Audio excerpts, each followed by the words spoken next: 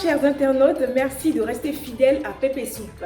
Démarrons cette nouvelle édition de Pépé News dans la commune d'Agny-Bilekro.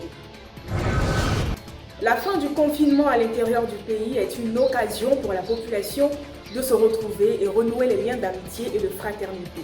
Ainsi, pour célébrer la fin du confinement, plusieurs agriculteurs de vivriers à Agny-Bilekro, notamment Eric Nyangoran, Izie Kokora, se sont retrouvés autour du vin de palme, communément appelé Bandi en Côte d'Ivoire. Ça a été l'opportunité d'échanger sur leurs activités et surtout sur le coronavirus, l'actualité récente dans le pays. À présent, le point de la situation à Assuéfry avec notre correspondant Tankwasi. Nous sommes en direct depuis le marché d'Assuéfry. Je vous rappelle que jusqu'à preuve du contraire, à Assuéfry, il n'y a pas de coronavirus.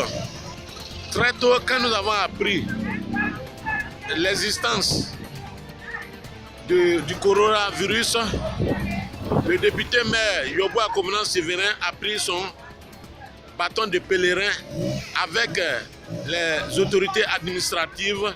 J'ai nommé le sous-préfet et le préfet de Transia pour donner des seaux, des gels, du savon et tout ce qu'il faut pour pouvoir se laver les mains.